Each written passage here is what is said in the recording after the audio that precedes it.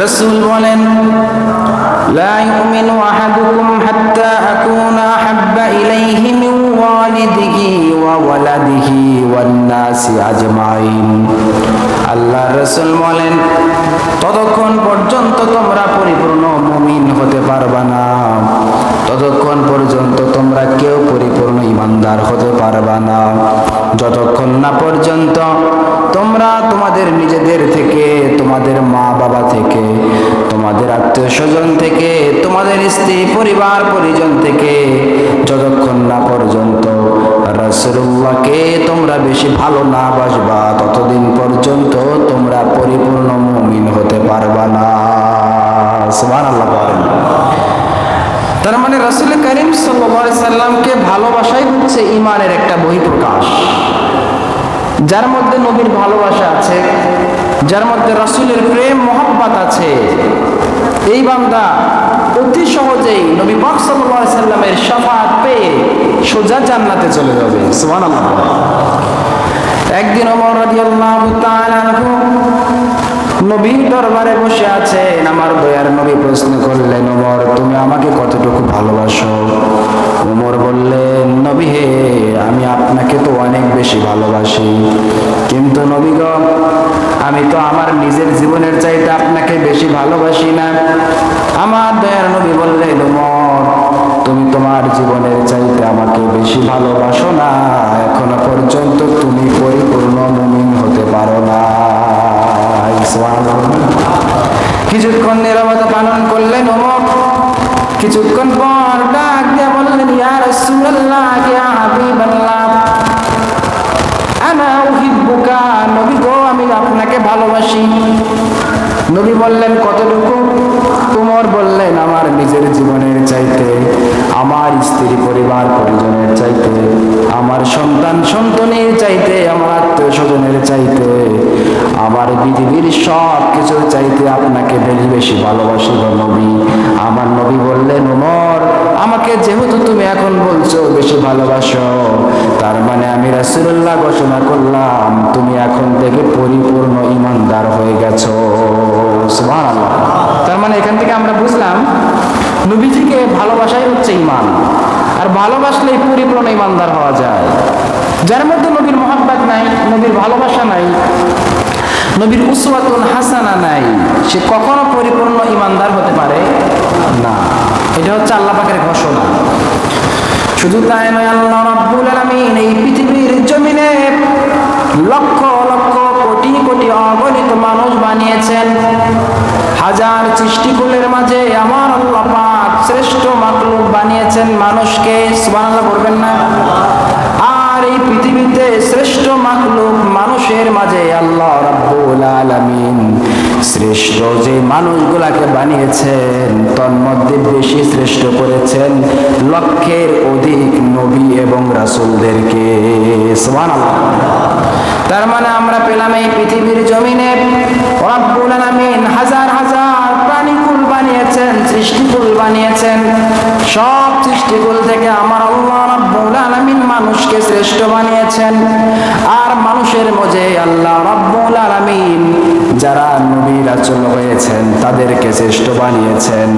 আর নবী রাসূলের কাছে আল্লাহ রাব্বুল আলামিন 25 জন নবী রাসূলকে অধিক শ্রেষ্ঠ বানিয়েছেন, মর্যাদা দান করেছেন, সম্মান দান করেছেন। ওই 25 জনের নাম আল্লাহ পাক পবিত্র কোরআনে বর্ণনা করেছেন। সুবহানাল্লাহ বলবেন না? আর ওই 25 জনের মধ্যে উলুল আযম পয়গম্বর করেছেন মাত্র 5 জনকে। সুবহানাল্লাহ জোরে বলেন। একজন হলেন ইব্রাহিম, একজন হলেন দাউদ, আর একজন হলেন মূসা, আর একজন হলেন ঈসা, আর একজন হলেন মুহাম্মদুর রাসূলুল্লাহ সাল্লাল্লাহু আলাইহি ওয়াসাল্লাম। আর এই 5 জনের মধ্যে আল্লাহ রাব্বুল আলামিন ইমামুল আম্বিয়া করেছেন, রহমাতাল লিল আলামিন করেছেন। সমস্ত নবীদের মাথার তাজ বানিয়েছেন, মাথার মুকুট বানিয়েছেন। তিনি আর কেউ নয়, তিনি হলেন মুহাম্মদুর রাসূলুল্লাহ। সুবহানাল্লাহ। তার মানে আল্লাহ সুবহানাহু ওয়া তাআলা পৃথিবীর যত সৃষ্টিকুল আছে সমস্ত সৃষ্টিকুলের শ্রেষ্ঠ মাখলুক মাখলুক বানিয়েছেন মুহাম্মদ সাল্লাল্লাহু আলাইহি ওয়াসাল্লামকে, শ্রেষ্ঠ মাখলুকের মাঝে শুধু শ্রেষ্ঠই নয়, তিনি বানিয়েছেন তাকে ইমামুল আনবিয়া, নবীদের তিনি ইমাম বানিয়েছেন।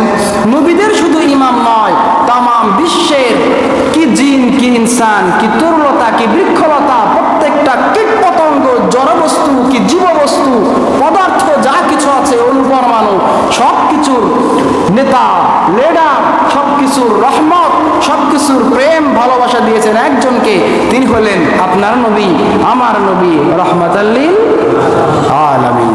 তার মানে নবীজির প্রেম, নবীজির বরকত, নবীজির রহমতই হচ্ছে আমাদের জন্য ঈমান। সুবহানাল্লাহ করবেন না? ভাইয়েরা আমার, আল্লাহ পাক পবিত্র কোরআনে নবীর দিকে ইঙ্গিত করে বলেন, হে নবী, হে আপনি বলেন, আলাম নাশরাহ লাকা সাদরাক, নবী গো আমি কি আপনার বক্ষকে বিদারণ করি নাই? সুবহানাল্লাহ করবেন না? তার মানে বক্ষ বিদারণ মানে হলো ওপেন হার্ট সার্জারি। আপনারা অনেকে যারা হার্ট অ্যাটাক করে, এদেরকে ওপেন হার্ট সার্জারি করে ডাক্তারে। হার্ট যাদের ব্লক হয়ে যায় এদেরকে ওপেন হার্ট সার্জারি করা হয়। আল্লাহ রাব্বুল আলামিন তার পয়গম্বরকে ডাক দিয়ে বললেন, নবী হে, আলাম নাশরাহ লাকা সাদরাক, আমি কি আপনাকে ওপেন হার্ট সার্জারি করি নাই? আমি কি আপনাকে অপারেশন করি নাই?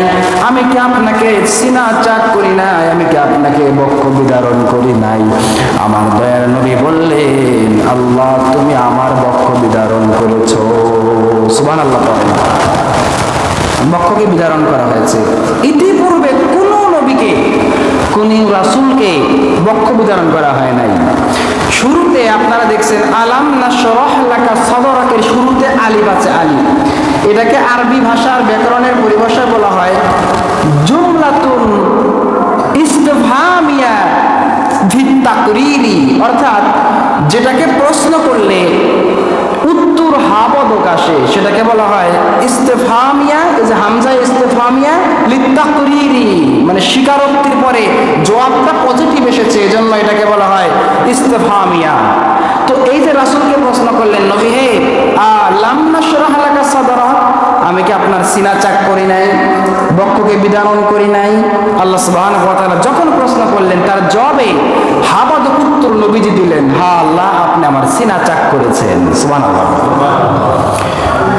শুধু তাই নয়, লক্ষর উপরে নবী এসেছে, কোন নবীকে আল্লাহ পাক সিনা চাক করেন নাই, কোন রাসূলকে আল্লাহ পাক সিনা চাক করেন নাই, শুধুমাত্র করেছেন আমার আপনার নবীকে।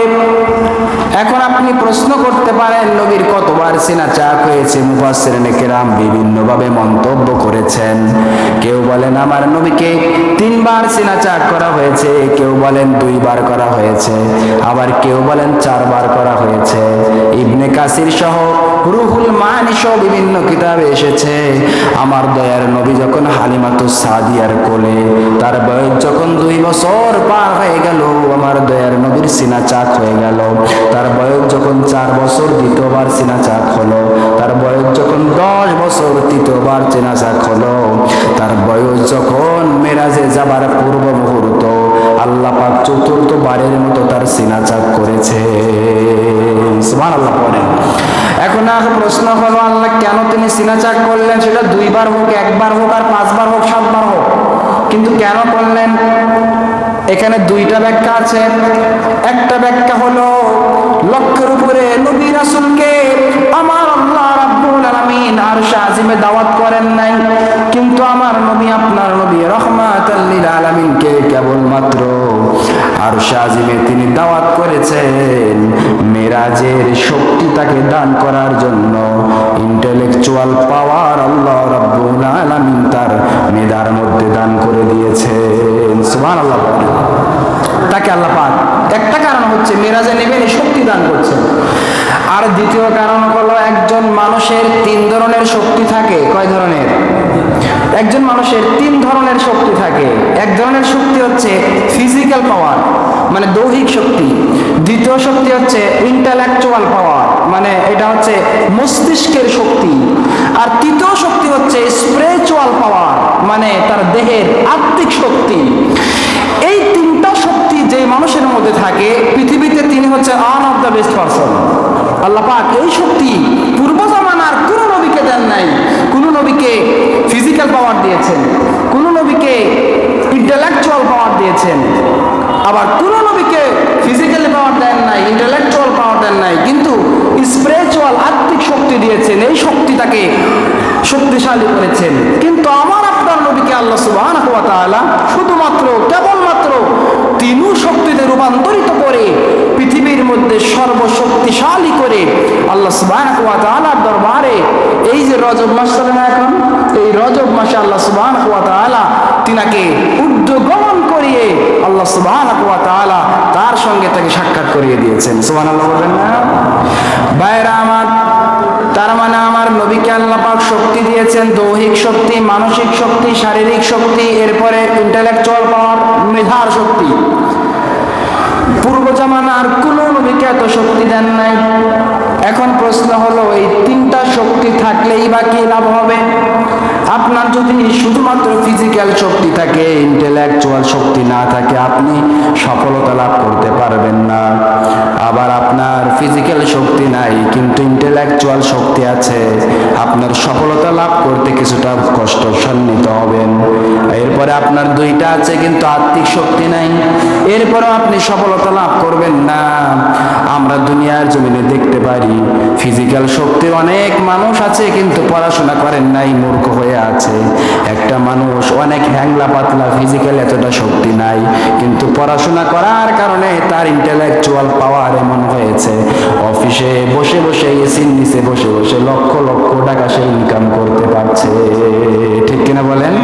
এজন্য অনেকের আপনার দেখবেন ফিজিক্যাল শক্তি আছে। আচ্ছা বলেন দেখি, হাতি এর এত শক্তি কিন্তু মানুষের মেধার সাথে কি হাতি পারে? হাতিকে মানুষ শিকল লাগায় বাঁধা রাখে একটা খুঁটির দিকে অথবা গাছের মধ্যে। চিন্তা করছেন?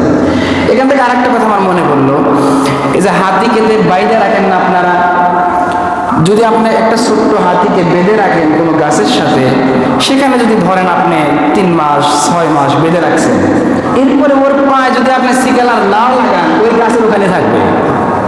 কেন থাকবে জানেন? আপনি ছোট থেকে ওরে বড় করছেন শিকল লাগিয়ে, ছোট সময় ও চাইছে ডানে যাইতে পারে না, মনে করেন যে 10 মিটারের মধ্যে থাকছে। তো এটা 6 মাস যাইতে যাইতে এর মেধায় এটা ডিফেন্স করে যে আমি মনে হয় এই 10 মিটারের বাইরে যাইতে পারব না, আমার এইভাবেই রাখছে। এই জন্য কোনো হাতিকে যদি বাইরে রাখেন আপনারা, বাইরে এইটা এই আশেপাশটায় বেশি দূর যাইতে পারবে না বা যাবেও না, ইচ্ছা করে যাবে না। আপনাদেরকে এখান থেকে শিক্ষা হচ্ছে, আমরা যারা গ্রামে শুধু থাকি, বাইরের দিকে আমাদের নজর তেমন কিছু নাই, আমাদের এই গ্রাম সোয়াটপাড়া নিয়ে আমরা আছি, কিন্তু আমাদের পুরো রাষ্ট্রে কি হচ্ছে এই খোঁজ খবর যদি না রাখি তাহলে আমরা হাতির মতো হয়ে গেলাম যেমন যেন। এই জন্য একটা মানুষকে তার ব্যক্তি জীবন, পারিবারিক জীবন, রাজনৈতিক জীবন, রাষ্ট্রীয় জীবন, সামাজিক জীবন, প্রত্যেকটা বিষয়ে জ্ঞান রাখা আবশ্যক এবং এটা কর্তব্য যদি আপনি একজন সৎ বাংলাদেশের নাগরিক হয়ে থাকেন। এই জন্য একজন মানুষের শুধুমাত্র সাহস, আপনার ফিজিক্যাল শক্তি আছে তাই বলে সে অনেক পাওয়ারফুল এমনটা নয়। অনেক মানুষ অনেক সুঠাম দেহের অধিকারী, 10 মন মাথায় নিয়ে একাই যাইতে পারবে, ফর এক্সাম্পল। যদিও 10 মন পারবে না, অনেকে 2 মনে বেশি পারে না, বা 2.5 মন 3 মন পারে সর্বোচ্চ।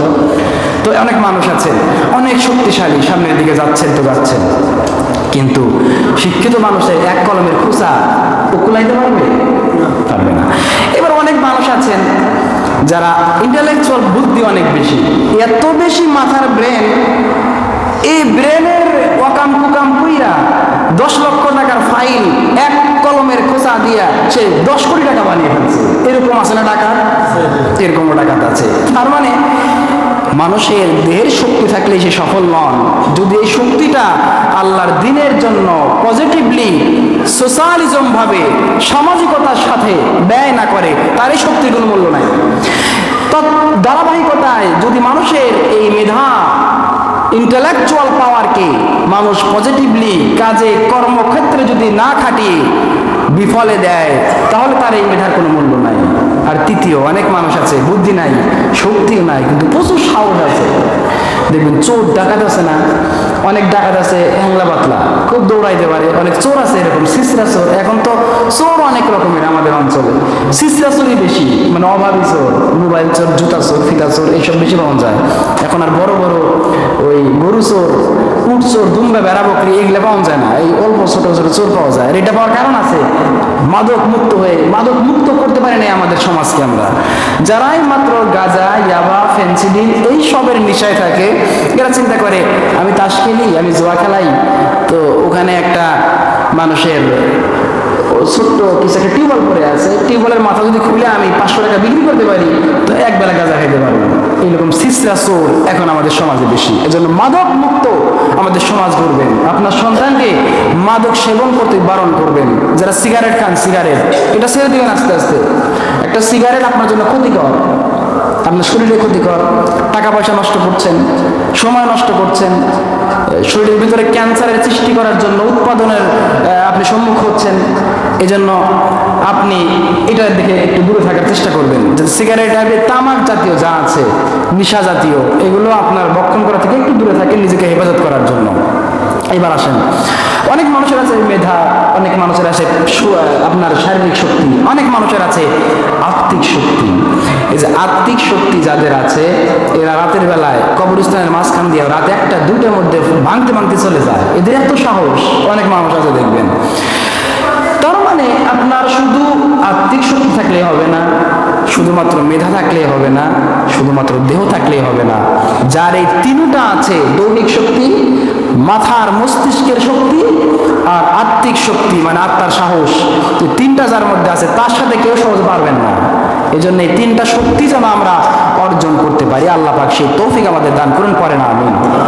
তো আল্লাহ পাক এই তিনটা শক্তি রাসূল করিম সাল্লাল্লাহু আলাইহি সাল্লামকে দান করবেন, এজন্যই তার বডিকে, সিনাকে অপারেশন করা হয়েছে। সুবহানাল্লাহ বলবেন না? রব্বুল আলামিন বলেন, নবী হে, আলাম নাশরাহ লাকা সাদরাক, আমি আপনার বক্ষকে বিদরণ করেছি। নবীজি আমার বলেন, আমি যখন খানায় কাবার মধ্যে ঘুমায় আছি, আর একটা বর্ণনা আছে আমি যখন উম্মে খানির ঘরের মধ্যে শুয়ে আছি, আর একটা বর্ণনা হলো আমি যখন হযরতে জাফর সাদেকের বাড়িতে ঘুমিয়ে আছি। আমরা যেটা নিব সেটা হচ্ছে বেশি মাশহুর কওল হলো, নবীজি বলেন উম্মে হানির ঘরের মধ্যে যখন আমরা শুয়ে আছি, আমার ডান পাশে আলী, বাম পাশে জাফর সাদেক, নবীজি আমার মাঝখান বরাবর শুয়ে আছেন। অর্ধরাত্রি যখন চলে যায়, অর্ধরাত্রির পরে হযরতে জিবরিল মিকাইলকে নিয়ে এসেছেন। সুবহানাল্লাহ বলবেন না? মিকাইল জিবরিলকে ডাক দেয়া বলে, ও জিবরিল, রব্বুল আলামিন, আল্লাহ রব্বুল আলামিন আমাদেরকে দাওয়াত করেছেন একজন মানুষের কাছে, কিন্তু সেই মানুষটা কে হবে? জিবরাইল ডাক দিয়া বললেন, ও মিকাইল, তুমি দেখো 3জন মানুষ এখানে শুয়ে আছে। এই 3জন মানুষের যার চেহারাটা অধিক নূরে নূরাজ্জিত, নূরে ঝিলিমিলি ঝিলিমিলি করছে, যার দিক থেকে চোখটা ফেরানো যায় না, সবচেয়ে সুন্দর মানুষটার দিকে তুমি তাকাও, তিনি আর কেউ নয়, তিনি হলেন তোমার নবী, আমার নবী রাহমাতাল লিল আলামিন। এই রাহমাতাল লিল আলামিনকে আমার আল্লাহ রাব্বুল আলামিন দাওয়াত দেওয়ার জন্য আমাদেরকে পাঠিয়েছেন। সুবহানাল্লাহ। এবার হযরতে জিবরিল, হযরতে মিকাইল হাদিসটা বর্ণনা করছেন নবীজি নিজেই। সুবহানাল্লাহ বলবেন না? নবীজি বলছেন, আমাকে জিবরিল ডান পাশ ধরল, মিকাইল বাম পাশ ধরল, আমি ঘুমায় আছি। এবার খেয়াল করেন, নবীজি ঘুমিয়ে আছেন, কিন্তু তিনি হাদিসটা বলছেন কিভাবে? তার মানে নবীজি যেমনি ঘুমায় থাকুক না কেন, আমরাও ঘুমাই, নবীও ঘুমায়, নবীর ঘুম আর আমাদের ঘুম কি এক হতে পারে নাকি? হাদিস শরীফে আছে, নবীজি ঘুমাইলেও ওযু ভাঙতো না, নবীজি ঘুম থেকে উঠে নামাজ পড়তেন, নামাজ হয়ে যেত। আর আমরা যদি হেলান দিয়ে ঘুম হয়ে যায়, আমাদের ওযু ভেঙে যায়, নতুন ওযু করতে হয়। আমার দয়ার নবী বলেন, আমি ঘুমায় আছি। আম্মা জান আয়েশা সিদ্দিকা রাদিয়াল্লাহু তাআলা আনহা বলেন, তোমরা যখন ঘুমাও, আর আমার নবী যখন ঘুমাতেন, নবী অন্তর ঘুমাতো, ওয়াল কলবা ইয়াকজান, নবীর কলবটা জীবিত থাকতো কিন্তু চক্ষুটা অন্ধ হয়ে থাকতো, মানে ঘুমাইতেন, চক্ষু দ্বারা ঘুমাইতেন। ওয়াল কলবা ইয়াকজান, কিন্তু তার কলবটা জাগ্রত থাকতো। সুবহানাল্লাহ বলবেন না? তার মানে আমার নবীর ঘুম আর আপনার ঘুম, আমার ঘুম এক নয়। আমার নবী যখন ঘুমাতেন, দয়ার নবী বলেন, আমি দেখলাম জিবরাইল আসলো, মিকাইল আসলো। মিকাইলকে জিবরাইল বলল, আমরা চলো এবার নিয়ে যাব। আমার ডান পাশ ধরলো জিবরাইল, বাম পাশ ধরলো মিকাইল, দুইজন ধরে আমাকে নিয়ে যাওয়া হলো। উম্মে হানির ঘর থেকে আমাকে নেওয়া হলো, খানায় কাবা দিয়ে নিয়ে গিয়ে আমাকে জমজম কূপের মাঝখানে নিয়ে গেল। জমজম কূপের মাঝখানের এক পাশে আমাকে অবস্থান করানো হলো। আমি দেখলাম মিকাইল তার জান্নাতি একটা পেয়ালার মধ্যে কি যেন নিয়ে এসেছে। ওখান থেকে আমাকে বক্ষ বিতরণ করা হলো, সেখান থেকে কি যেন বের করা হলো জান্নাতি পেয়ালায়। সেখান থেকে আবার দৌত করা হলো, দৌত করার পর আবার সেখান থেকে আমার বুকের মধ্যে আবার জয়েন করে দেওয়া হলো। আমি তাকায় দেখলাম আমার সিনার মধ্যে সেটাকে আবার লাগিয়ে দিয়ে আমাকে সুন্দর করে সেলাই করে দেওয়া হলো। আমি তাকে দেখলাম আমার দেহের মধ্যে সাদা জান্নাতের পোশাক পরিহিত করে দেওয়া হয়েছে। সুবহানাল্লাহ। এজন্য হসপিটালগুলোতে দেখবেন আপনারা সাদা বেড, আর উপরে পেশেন্টকে সাদা পোশাক পরিহিত করায়। আর এই শিক্ষাটা রাসূল সাল্লাল্লাহু আলাইহি ওয়াসাল্লামের সেই সময়ের বক্ষ বিতরণের ঘটনা থেকেই বিজ্ঞান সায়েন্স প্রমাণ করেছে সাদা পোশাকে অবশ্যই আল্লাহর রহমত আছে। সুবহানাল্লাহ বলবেন না? এজন্য সাদা পোশাক পরবেন, চেষ্টা করবেন পরার। তাই বলে রঙিন পোশাক পরা না যায় হারাম এমনটা কিন্তু না। আবার এক লাইন বেশি বলছেন না, এটা পরবেন সাদা পোশাক, এটা সৌন্দর্যের পোশাক। সবচেয়ে one of the best colour পৃথিবীতে সেটা হচ্ছে সাদা কালার। বুঝতে পারছেন? হোয়াইট ড্রেস এটা মানসম্মত ড্রেস, যে কোনো জায়গায় অফিস আদালতে যে কোনো সেক্টরে এটা হচ্ছে মানানসই। আপনি সাদা ড্রেস পরে যাবেন, আপনাকে কেউ ভুল করতে পারবে না। সুবহানাল্লাহ বলবেন না? এই শিক্ষাটা আমরা কোত্থেকে পেয়েছি? আজ থেকে কয় বছর আগে? 1500 বছর আগে। সুবহানাল্লাহ পড়েন। নবীজি আমার বলছেন, আমাকে যখন শুইয়ে দেওয়া হলো, আমি দেখলাম আমার সব কিছু সেটেল করে দিয়ে আবার আমাকে মানকুশ করে দেওয়া হলো, বডিকে আমার সেলাই করে দেওয়া হলো। এই যে সেলাই করে দেওয়া হলো, এই সেলাইয়ের দাগ নবীজি যতদিন পর্যন্ত জীবিত ছিলেন ততদিন পর্যন্ত বডিতে দেখা যাইতো। সুবহানাল্লাহ বলেন। নবীজি আমার যেই মাত্র তার ভিতরের মধ্যে সব কিছু ধুয়ে পরিষ্কার করে দেওয়া হলো, নবীজিকে প্রশ্ন করা হলো, নবীকে আপনি কি দেখতে পান? নবীজি বলেন, আমি আগে আসমানের দিকে তাকাইলে আসমান দেখতাম, জমিনের দিকে তাকাইলে শুধুমাত্র জমিন দেখতাম। আর এখন আমি যদি আসমানের দিকে তাকাই, আমি তাকায় দেখি সাত আসমান ভেদ করে, নূরের পর্দা ভেদ করে আমার আল্লাহ রাব্বুল আলামিনের আরশ আজিম দেখা যায়। সুবহানাল্লাহ। শুধু তাই নয়, আমি দয়ার নবীর কাছে তামাম পৃথিবীটা হাতের মুঠোয় মনে হয়। সুবহানাল্লাহ বলবেন না? কেমন যেন আমার কাছে ব্যতিক্রম মনে হয়। দয়ার নবীকে নিয়ে যাওয়া হলো বাইতুল মাকদাসে। বাইতুল মাকদাসে যখন নবীজি দাঁড়িয়ে আছেন, জিবরাইল দেখলেন হাজার হাজার নবী রাসূলরা দাঁড়িয়ে আছে, কিন্তু সামনের মুসল্লাটা এখনো ফাঁকা আছে। হযরত আদম আলাইহিস সালাম চিন্তা করলেন, আমি আজকে ইমামতি করব, কারণ আমি হলাম আবুল বাশার, সমস্ত মানুষের পিতা। ইব্রাহিম মনে মনে ভাবলেন, আমি জাতির পিতা, আমি খলিলুল্লাহ, আল্লাহর অনেক পছন্দনীয় একজন বন্ধু, আমি মনে হয় ইমামতি করব। হযরতে ইসমাইল মনে মনে ভাবলেন, আমি তো যাবে হয়েছিলাম, আমি একমাত্র মানুষ, একমাত্র নবী, আমাকে জবাই করা হয়েছিল, কিন্তু আল্লাহ আমাকে ভালোবেসে দুম্বা জবাই করেছিলেন, মনে হয় আজকে আমি ইমামতি করব। এমন করতে করতে অনেক নবী রাসূলগণ চলে যাবেন। ইউসুফ মনে মনে ভাববেন, আমাকে আল্লাহ পাক কূপে থেকে হেফাজত করেছেন জিবরাইলের মাধ্যমে, মনে হয় জিবরাইলের মাধ্যমে যেহেতু আল্লাহ হেফাজত করেছেন, আল্লাহ আমাকে অনেক ভালোবাসেন, আজকে আমি ইমামতি করব। এবার আল্লাহ রাব্বুল আলামিনের কাছে অন্য অন্য নবীরা বারবার যখন আনুগত্য প্রকাশ করবেন, জিবরাইল দয়ার নবীর হাত মোবারক টান দিয়ে বলবেন, নবী হে চলেন না, আপনি আজকে ইমামের যোগ্য, আপনি সারা সামনে ইমামতি করার কেউ নাই। সুবহানাল্লাহ। তার মানে সেখান থেকে নাম হলো ইমামুল আনবিয়া। সুবহানাল্লাহ। সাইয়্যিদুল মুরসালিন, সব নবীদের ইমাম আমার নবী, সব নবী রাসূলদের সাইয়্যিদ মানে নেতা আমার আপনার নবী। সুবহানাল্লাহ। চিন্তা করছেন আমরা কত দামি, কত মূল্যবান পরিমাণ আল্লাহর কাছে। আমরা যেই নবীর উম্মত, আমাদের যে নবী চলে গেছেন উনি কেবলমাত্র এমন নবী যিনি পৃথিবীতে একমাত্র শ্রেষ্ঠ নবী। সুবহানাল্লাহ। বাইরে আমার নবীজি আমার মেরাজ করলেন, চলে গেলেন। এই রজব মাস তো এটা, এই জন্য এই ওয়াজের টান দিচ্ছে এটাই। নবীজি আমার মেরাজ করলেন ঠিক এই মাসে, তবে রজব মাসের 27 তারিখ। এটা আমরা সামনে আরো আলোচনা আছে। নবীজি যখন মেরাজে চলে গেলেন, আল্লাহ পাক প্রশ্ন করলেন, আলাম নাশরাহ লাকা সাদরাক, আমি আপনার বক্ষ বিতরণ করেছি কিনা? নবীজি বললেন করেছেন। এরপর আল্লাহ রাব্বুল আলামিন এইটুকু করার পর আমার আল্লাহ পাক আবার নবীকে জানিয়ে দিচ্ছেন, নবী হে, আলাম নাশরাহ লাকা সাদরাকা ওয়া ওয়াদানা আনকা বিজরাক।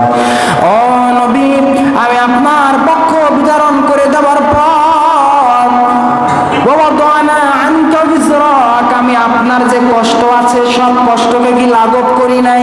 নবীজি বললেন করেছেন। সুবহানাল্লাহ বলেন। নবীজির কি কষ্ট ছিল সেটা আল্লাহ লাঘব করলেন।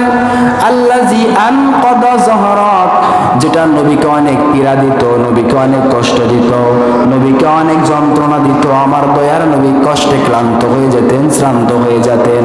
আমার দয়ার নবী যখন ছোট মানুষ, তার মা যখন একা, তার জন্মের পূর্বে বাবা মারা যায়, তিনি যখন খেলার ময়দানে চলে যায়, সন্ধ্যাবেলা তিনি তাকায় দেখলেন কত সন্তানদের বাবা আসে, কত সন্তানদের মা বাবা একত্রে আসে, সন্তানদেরকে নিয়ে যাওয়া হয়। তিনি অবাক হলেন, হায় হায়, আমার মা প্রতিদিন আমাকে নিয়ে যায়, কিন্তু আমার বাবা একটা বারের জন্য আমার কাছে আসে না।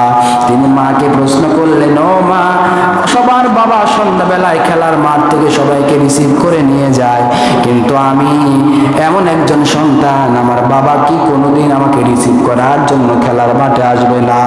হযরত আমিনা রাদিয়াল্লাহু তাআলা আনহা তিনি কোনো জবাব দেন না। যখন সন্তানের 1 দিন 2 দিন 5 দিন 7 দিন চলে যায়, আম্মা জান আমিনা ডাক দিয়া কয়, তোমার বাবা ব্যবসার জন্য সিরিয়ায় চলে গেছে, যেদিন সিরিয়া থেকে আসবে সেই দিন তোমার বাবা তোমাকে রিসিভ করবে। সুবহানাল্লাহ বলেন না।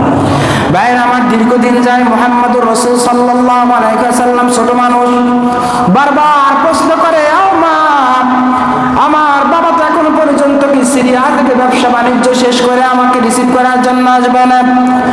আম্মা জান যখন বারবার প্রশ্নের সম্মুখীন হয়, ডাক দিয়া বলেন, ও আমার সন্তান, চলো চলো, তোমার বাবা তোমার কাছে আসুক আর না আসুক, তোমাকে আমি এমন একদিন তোমার বাবার সঙ্গে সাক্ষাতে নিয়ে যাব।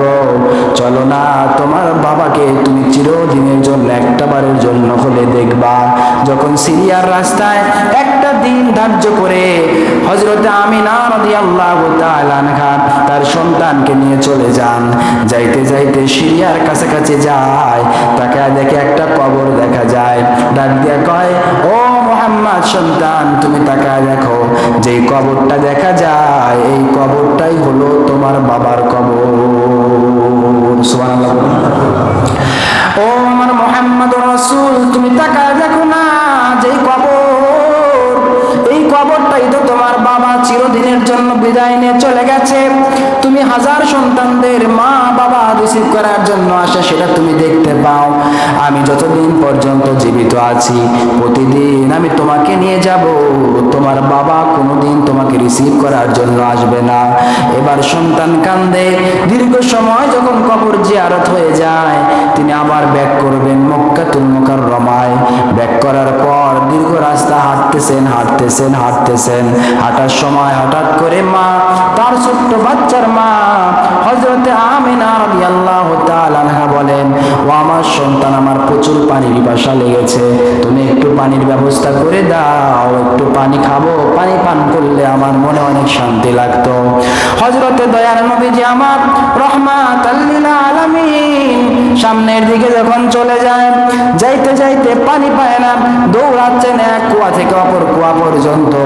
দীর্ঘ সময় পার হয়ে গেছে, ফিরে এসে দেখে তিনি সামান্য পানি জোগাড় করে এসে যখন তার মায়ের কাছে চলে আসে, তাকে দেখে মা হেলান দিয়ে একটা গাছের নিচে ঘুমিয়ে গেছে। মাকে ডাকে একবার, ও আম্মা জান তুমি জাগ্রত হও। দ্বিতীয়বার ডাকে, মা ডাকের জবাব দেয় না। তৃতীয়বার ডাকে, মা ডাকের জবাব দেয় না। চতুর্থ, পঞ্চম, ষষ্ঠ বার যখন ডাক দেয়, তার কলিজার টুকরা মা জবাব দেয় না। তাকায় দেখে মা চিরদিনের জন্য দুনিয়ার জমিন থেকে বিদায় নিয়ে আল্লাহর দরবারে চলে গেছে। সুবহানাল্লাহ। মা যখন চলে যায়, চিৎকার মেরে আমার দয়ার নবী, ছোট্ট মানুষ, কিছুদিন জন্মের আগেই তো তার বাবা নাই, মাত্র 6 বছর বয়স, তার মা দুনিয়ার জমিন থেকে চলে গেল। এমন সময় তার মা বলে যখন চিৎকার করে রাস্তাঘাটের মানুষগুলো জড়ো হয়ে যায়, তাকায় দেখে ছোট্ট বাচ্চার মা ইন্তেকাল করেছে। তার মাকে দাফন করা হলো। আসলো তার দাদা আব্দুল মুত্তালিব। আব্দুল মুত্তালিব আসার পর ডাক দিয়া বলে, ও নাতি ভাই, তুমি কান্নাকাটি করো না। তোমার খেলার মাঠ থেকে তোমার বাবা যদি তোমাকে না নিয়ে আসে, তোমার মা যদি তোমাকে না নিয়ে আসে, আমি দাদা তো আছি, আমি দাদা তোমাকে প্রতিদিন রিসিভ করে করে নিয়ে আসবো। সুবহানাল্লাহ বলেন। বাবা যখন নিয়ে যায়, দাদা যখন নিয়ে যায়, হযরতে মুহাম্মদুর রাসূলকে বাড়িতে নিয়ে যায়। এমন সময় দীর্ঘদিন চলে যায়, তার বাবাকে মুহাম্মদুর রাসূল ছোট্ট মানুষ ডেকে ডেকে বলে, আমার মা চলে গেল, আমার বাবাকে আমি দেখি নাই, আমি তো এখন এতিম, আমার ভাই নাই, আমার কোনো বোন নাই, আমি কার কাছে লালিত পালিত হব? দাদা আব্দুল মুত্তালিব ডাক দিয়ে বলেন, তুমি তো আমার কাছে লালন পালন হবে, আমি তোমাকে বড় করব, তুমি কোনো চিন্তিত হবার কারণ নাই, আমার টাকা আছে, পয়সা আছে, ধন সম্পদ আছে, তোমাকে আমি বড় করব। দাদা যখন তাকে প্রমিস করে, কথা দেয়, কমিটমেন্ট করে, কিছুদিন পর দাদা ইন্তেকাল করে চলে যায়। নবীজির এবার বাবা নাই, নবীজির এবার মা নাই। ছোট্ট সময় নবীজির দাদা আব্দুল মুত্তালিব চলে যায়। নবীজি হাউমাউ করে কান্না শুরু করে দিলেন। তার দায়ভার গ্রহণ করলেন চাচা আবু তালিব। আবু তালিব যখন তার দায়ভার গ্রহণ করলেন, এমন সময় চাচাকে মুহাম্মদুর রাসূল বলে, চাচা, আমার দাদা চলে গেল ফাঁকি দিয়ে, আমার মা চলে গেছে আমাকে ফাঁকি দিয়ে, আমার বাবাকে আমি দেখি না, আমার মতো এতিম পৃথিবীতে আর কেউ নাই, আপনি বলে দেন আমি মুহাম্মদকে ছেড়ে আপনি আমার দাদার মতো পালাবেন না, আমার মায়ের মতো পালাবেন না, আমার বাবার মতো চিরদিনের জন্য আমার থেকে লুকায়া থাকবেন না। ছোট্ট বাচ্চার কথার মধ্যে এত বেশি মায়া, চক্ষু দিয়ে পানি নির্জস ভাবে ঝরছে। চাচা আবু তালিব তাকে চাচা আবু তালিব তাকে বারবার ডেকে ডেকে বলে, তোমার দাদার মতো আমি চলে যাব না, তোমার বাবার মতো আমি চলে যাব না, দীর্ঘদিন তোমার বাবা হারার বেদনা, তোমার মা হারার বেদনা, তোমার দাদা হারার বেদনা আমি চাচা আজকে থেকে পূরণ করে দিব। সুবহানাল্লাহ বলবেন না? ভাইয়েরা আমার, দীর্ঘদিন যায়, নবীজির বয়স হয়ে গেল 25 বছর। এর মধ্যে লম্বা ঘটনা চলে গেছে।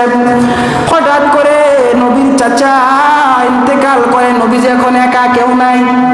আল্লাহর দরবারে বারবার নবীজি ডাকে আর কান্না করে, হায় আল্লাহ, তুমি শুধু আমাকে এত বিপদ দাও, আমার দাদা নাই, আমার চাচাও নাই, আমার মা নাই, আমার বাবা নাই, কিচ্ছু নাই, আমার কে দেখবে?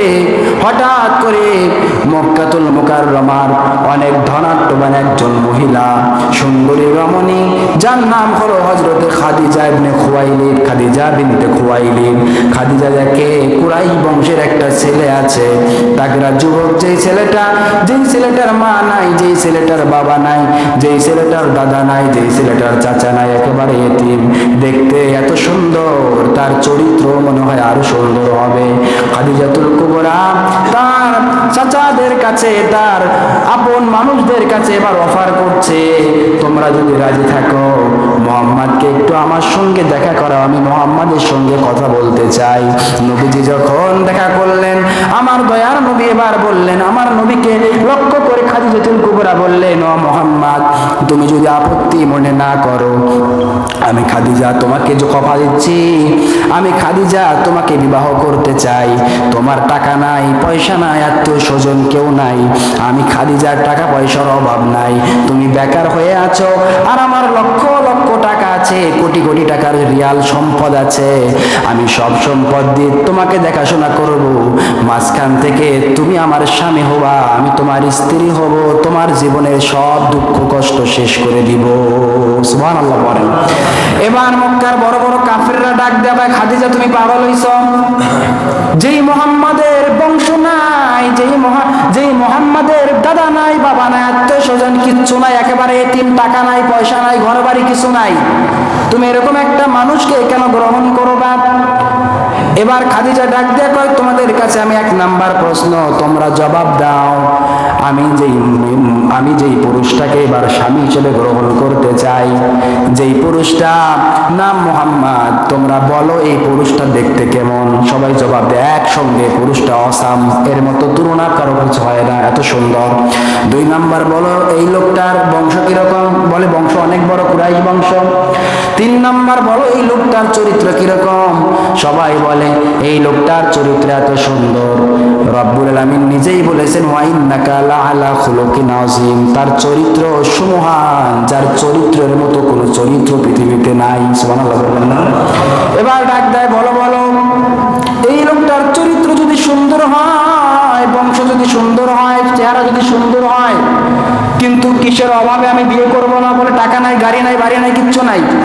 বলে যার টাকা নাই, পয়সা নাই, আর সব কিছু আছে, আমি খাদিজার টাকা আছে, পয়সা আছে, আমি সব কিছু যদি মুহাম্মদকে দিয়ে দেই, আমার সব কিছু মুহাম্মদ ভোগ করবে, তিনি সম্পদের মালিক হয়ে গেল। এখন তোমরা বলো মুহাম্মদের কি আর কোনো কিছুর অভাব আছে? সুবহানাল্লাহ বলবেন না? তো আমার যে টাকা আছে মুহাম্মদকে দিলাম, আমার যে সম্পদ আছে সব মুহাম্মদের হয়ে গেল, এখন বলো কি মুহাম্মদ আর কি অভাবে ভুগছে তিনি? সবাই বলছেন আর কোনো অভাব থাকে না, তাহলে ব্যাস তিনি আমার স্বামী হবেন। লম্বা ঘটনা।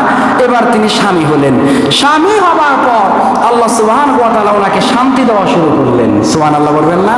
আল্লাহ পাক এবার ভুলাইয়া দিলেন বাবার কথা, মায়ের কথা, দাদার কথা, চাচার কথা। এই যে কষ্ট, এত কষ্ট ভুলে গেলেন তিনি। যেই মাত্র ভুলে গেলেন, আল্লাহ নাজিল করলেন ওহী, নবী হে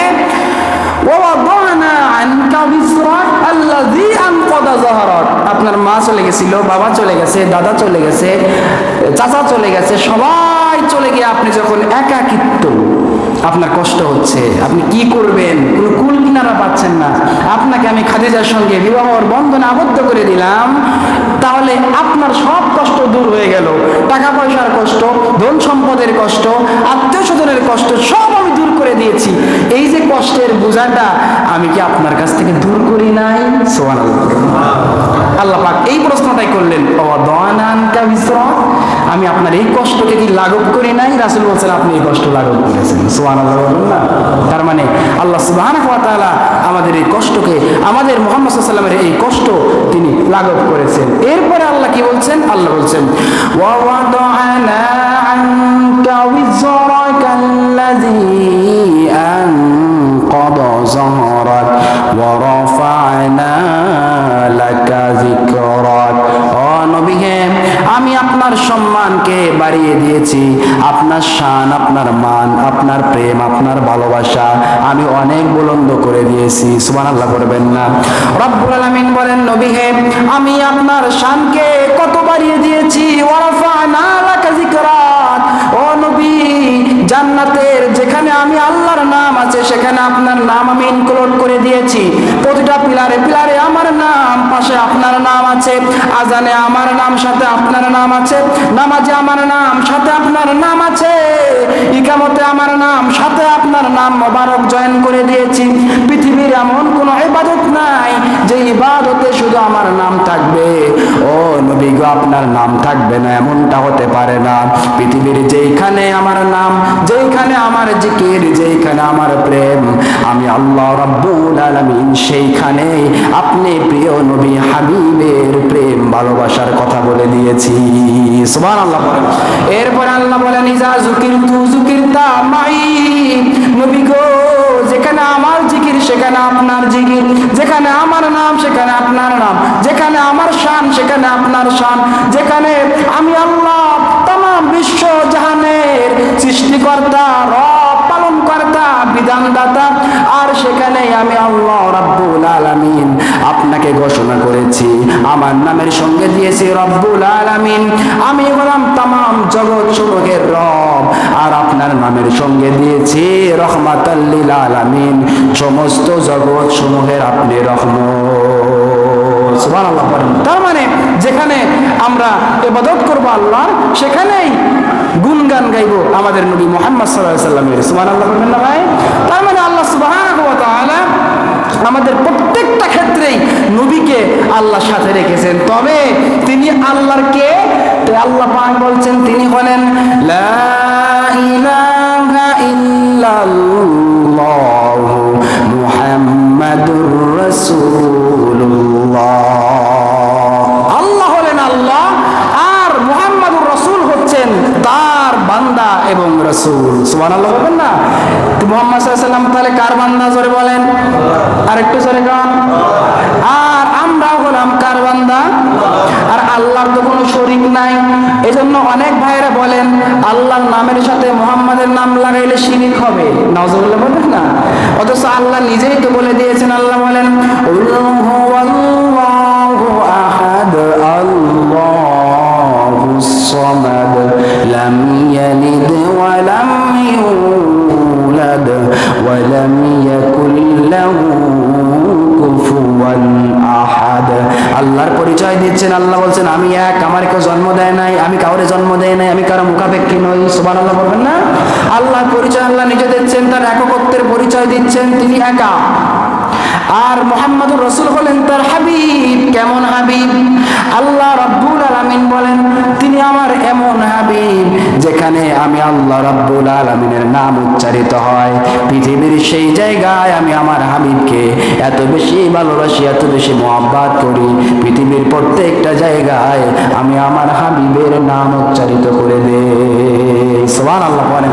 আমরা এরপর থেকে আমাদের নবীজির সম্মান নিয়ে আমরা সামনের জুমায় আবার আলোচনা করব ইনশাআল্লাহ। ওমা তাওফিক ইল্লা বিল্লাহ। শেষে আমি ধারাবাহিকভাবে গত জুমা থেকে আবার দাওয়াত দিচ্ছি, এত দাওয়াত দিচ্ছি, আপনারা মুসল্লিরা অনেক আছেন, আপনারাও বোরিং ফিল করেন, হুজুর একই কথা বারবার কেন বলেন? সেটা হচ্ছে আপনারা নামাজে আসুন, আপনারা একটু ফিল করেন তো ভাই, নামাজ না পড়ে আপনি কি শান্তি পাচ্ছেন? আর নামাজ পড়লে আপনার কি লস হবে? কোনো লস হবে না। আপনি যেখানে পারেন নামাজ পড়েন, কিন্তু আমি এখন এতটা জানি যে আজান হলে আপনারা দোকানপাটে বসে থাকেন, চায়ের আড্ডায় লিপ্ত থাকেন, রাস্তাঘাটে হাঁটেন, অথচ এখানে মসজিদ আপনার অভ্যস্ত করেন একটু নামাজে আসার। আপনি 5 ওয়াক্ত আসতে পারছেন না, অন্তত পক্ষে 2 ওয়াক্ত আসেন না, 1 ওয়াক্ত আসেন, প্রতিদিন একবারে মসজিদে হাজিরা দেন, দেখবেন অটোমেটিক আপনি পরবর্তীতে হাজিরা দেওয়া শুরু করবেন। এই জন্য নামাজের উপরে কিচ্ছু নাই। আপনার যার নামাজ নাই ওর কিচ্ছু নাই, যার নামাজ আছে ওর সব আছে। এই জন্য যারা বলেন আমার নামাজ না পড়লে কি হইব, ইমান মজবুত আছে, নামাজ না পড়লে ইমান মজবুত থাকে? মজবুত থাকে না। এই জন্য নামাজ পড়বেন। বাইনাল আবদু ওয়া বাইনাল কুফরু মিন তারকিস সালাহ। রাসূলুল্লাহর হাদিস হচ্ছে যে ব্যক্তি কাফের আর যে ব্যক্তি আল্লাহর গোলাম, এদের পার্থক্যই হচ্ছে নামাজ। কাফেররা নামাজ পড়ে না, আর আল্লাহর গোলামেরা নামাজ পড়ে। সুবহানাল্লাহ পড়বেন না? এজন্য নামাজ পড়বেন। সালাত ছাড়া কোনো উপায় পৃথিবীতে নাই। নামাজ আপনি যদি পড়েন ভাই, সর্বপ্রথম কিয়ামতের ময়দানে এই নামাজের হিসাব নেওয়া হবে, এই নামাজের হিসাব হবে। আপনি নামাজি হন, মা বোনদেরকে নামাজি বানান, আপনার সন্তানকে নামাজি বানান, সবাইকে নামাজের কথা বলেন। আপনার সন্তানের বয়স যখন 7 বছর হয়, আপনি নামাজের জন্য মসজিদে পাঠান এবং এটাকে বলেন, তাকে হুকুম করেন মসজিদে যান। এরপরে যখন 10 বছর হয়, তাকে গুরুতর বলেন মসজিদে আসতে, এবং কি যদি না আসে ইচ্ছা মতো প্রোটেকশন দেন।